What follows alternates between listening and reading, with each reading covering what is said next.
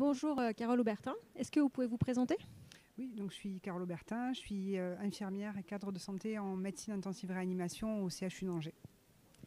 Alors première question, quel est le rôle de la cadre dans la formation paramédicale? Alors le rôle du cadre, ça serait de coordonner la formation, identifier les besoins d'abord, quels sont les besoins en formation qui sont exprimés par l'équipe, mais aussi les besoins qu'on peut identifier en termes de nécessité, manque de compétences sur telle ou telle fonction, repérer ces besoins, construire ensuite construire les formations, repérer qui vont être les infirmiers qui peuvent être formateurs au sein du service, éventuellement des médecins. Assurer le suivi et assurer l'évaluation de cette formation.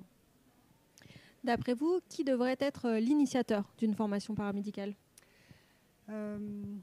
L'initiateur, ça peut parfois être des infirmiers qui vont proposer un thème de formation et qui vont être capables, parce qu'ils en ont l'expertise, d'assurer cette formation.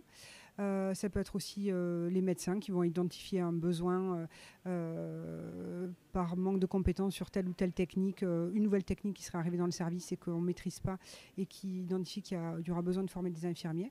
Ça peut être les cadres aussi, on va dire par exemple sur les infections associées aux soins, si on voit qu'on a une augmentation de certaines infections associées aux soins, de refaire de la formation sur ce sujet-là. Donc ça peut être vraiment tous les membres de l'équipe qui peuvent être initiateurs de formation. Et quelles sont les différentes modalités de formation?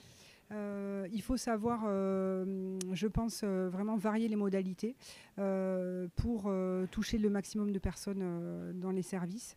On peut effectivement faire des formations en présentiel au sein du service, mais c'est compliqué de faire revenir les gens sur leur temps de repos.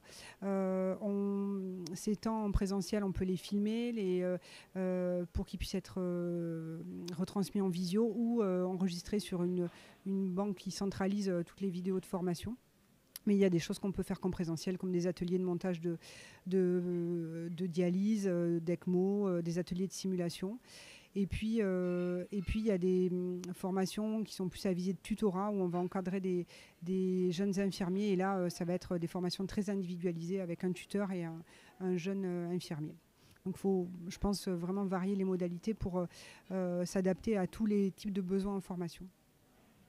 Merci beaucoup pour toutes vos réponses et bonne continuation. Merci.